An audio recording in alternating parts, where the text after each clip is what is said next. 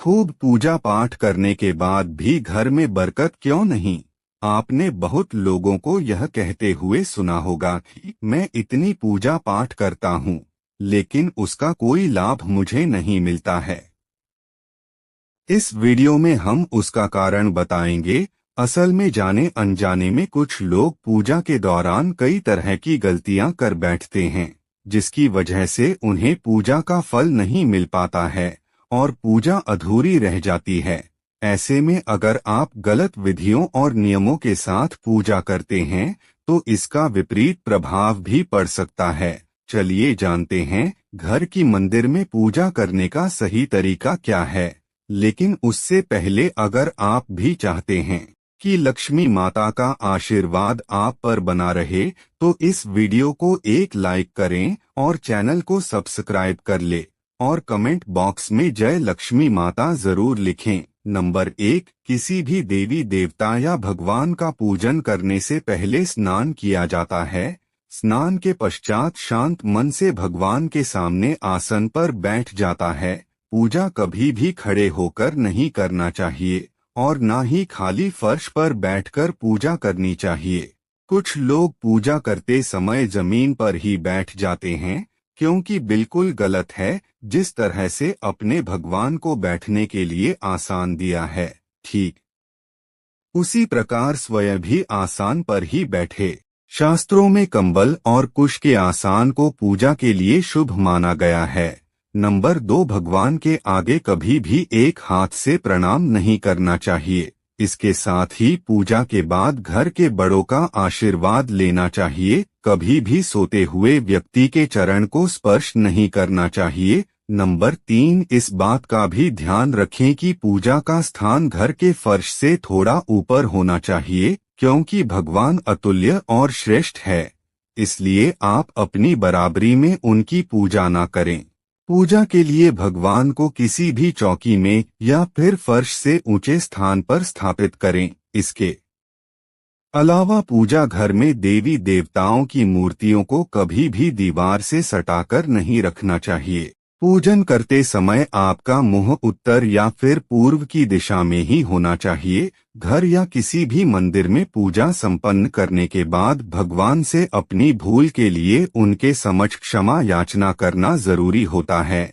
इसे परमात्मा आपके द्वारा जाने अनजाने में की गई गलती को क्षमा करते हैं और आशीर्वाद देते हैं। नंबर 4, पूजा घर हमेशा घर के ईशान कोण में ही रहना चाहिए। पूजा घर में किसी एक देवी देवता की मूर्ति एक से ज्यादा नहीं होनी चाहिए। घर के मंदिर में किसी भी भगवान की मूर्ति 9 इंच या 22 सेंटीमीटर से छोटी होनी चाहिए। इससे बड़ी प्रतिमा घर में रखना शुभ नहीं माना जाता है। बड़ी प्रतिमा को मंदिर में रखना चाहिए। अपने बेडरूम में कभी भी पूजा घर स्थापित न करें और रात्रि के समय अपने पूजा घर को पर्दे से ढककर रखें।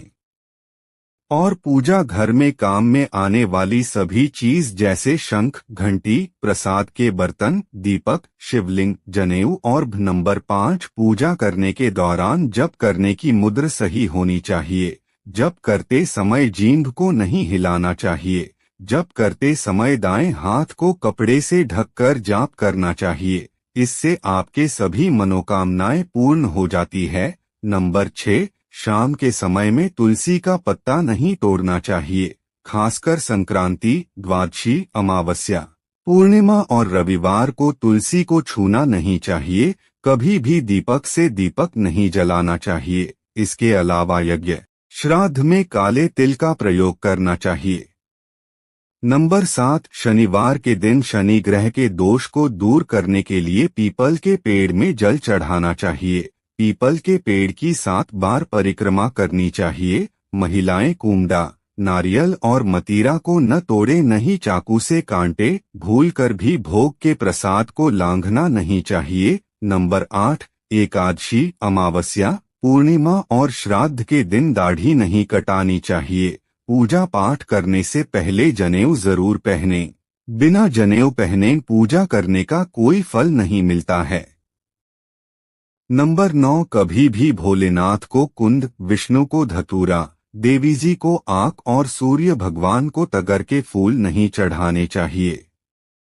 नंबर 10, पूजा के दौरान घी का दीपक अपने बाएं तरफ प्रज्वलित करें और देवताओं को दाएं तरफ रखें। साथ ही चावल के ऊपर दीपक प्रज्वलित करना चाहिए। नंबर 11, मान्यता है कि कमल का फूल 5 रातों तक बासी नहीं होता है, उसी तरह तुलसी का पत्ता 10 रातों तक बासी नहीं होता है। नंबर 12, पूजा करते समय अपना मुख पूर्व दिशा की तरफ रखें। अपनी दाएं तरफ जलपात्र, शंख और पूजन सामग्री रखें, वहीं बाएं तरफ घंटी और धूप रखें। नंबर 13, इस बात का भी ध्यान रखें कि पूजा का स्थान घर के फर्श से थोड़ा ऊपर होना चाहिए, क्योंकि भगवान अतुल्य और श्रेष्ठ है, इसलिए आप अपनी बराबरी में उनकी पूजा न करें। पूजा के लिए भगवान को किसी भी चौकी में या फिर फर्श से ऊंचे स्थान पर स्थापित करें। इसके अलावा पूजा घर में देवी देवताओं की मूर्तियों को कभी भी दीवार से सटाकर नहीं रखना चाहिए। पूजन करते समय आपका मुंह उत्तर या फिर पूर्व की दिशा में ही होना चाहिए। घर या किसी भी मंदिर में पूजा संपन्न करने के बाद भगवान से अपनी भूल के लिए उनके समक्ष क्षमा याचना करना जरूरी होता है। इसे परमात्मा आपके द्वारा जाने अनजाने में की गई गलती को क्षमा करते हैं और आशीर्वाद देते हैं। नंबर 14, अचानक खुश होना। कई बार आपने देखा होगा कि आपका अचानक से खुश होने का मन करने लगता है। इसका मतलब आपको समझ जाना चाहिए कि ईश्वर आपको कुछ अच्छा संकेत दे रहे हैं। जिस प्रकार आपको इस समय खुश होने का मन कर रहा है, उसी प्रकार ईश्वर आपके जीवन में बहुत जल्द खुशी के पल लाने वाले हैं। खुशियों का अनुभव होने वाला है। जितना भी दुख अपने अपने जीवन में देखा है, वह बहुत जल्द खत्म हो जाएगा। ऐसे समय में आपका मन प्रफुल्लित हो उठता है। नंबर 14, गौ माता का आगमन। अगर आपके घर में प्रतिदिन गौ माता का आगमन हो रहा है या आप उनसे भोजन के लिए गुहार करती है, तो यह बहुत ही शुभ संकेत है। अगर आपके घर में पशु पक्षी घोंसला बना रहे हैं, यह भी बहुत ही शुभ संकेत माना जाता है। इसके अलावा अगर पक्षियों की चहचहाट आपके घर के आसपास दिन प्रतिदिन बढ़ती ही जा रही है, तो यह संकेत भी जीवन में बहुत ही जल्द सकारात्मक बदलाव लाने वाला है। नंबर 15, घर में शिशुओं का होना। बताया जाता है कि शिशुओं में ईश्वर का बस होता है। अगर छोटे बच्चे या शिशु आपको देखकर अचानक से मुस्कुरा देते हैं या आपको कोई सकारात्मक बात बोल देते हैं, तो यह इस बात का संकेत है कि जीवन में सकारात्मक चीज होने वाली है। नंबर 16, स्वप्न में मंत्रों का सुनाई देना। स्वप्न में अगर आपको मंत्र सुनाई देते हैं, जैसे राम राम, तो यह बहुत अच्छा माना जाता है। अगर ओम मंत्र की धुन सुनाई दे तो यह भी सकारात्मक बात है। स्वप्न में मंत्रों, घंटा, शंख की आवाज सुनाई देना बहुत ही शुभ संकेत माना जाता है। यदि सपनों में झाड़ू, उल्लू, घड़ा, बंसी, हाथी, नेवला, छिपकली, तारा, सांप, गुलाब आदि दिखाई दे तो यह धन प्राप्ति का संकेत है। नंबर 17, कर्जवान होना।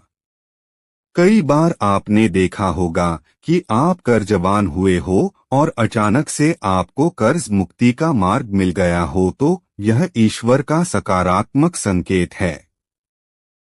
या पैसे के लेन देन में आपके पास कोई फैसला आता है, तो इसका मतलब यह भी जीवन के लिए शुभ संकेत ही है। धन के अलग अलग स्रोत बनाना भी ईश्वर का ही संकेत है। इससे यह पता चलता है कि जीवन की आने वाली परेशानियां समाप्त होने वाली है।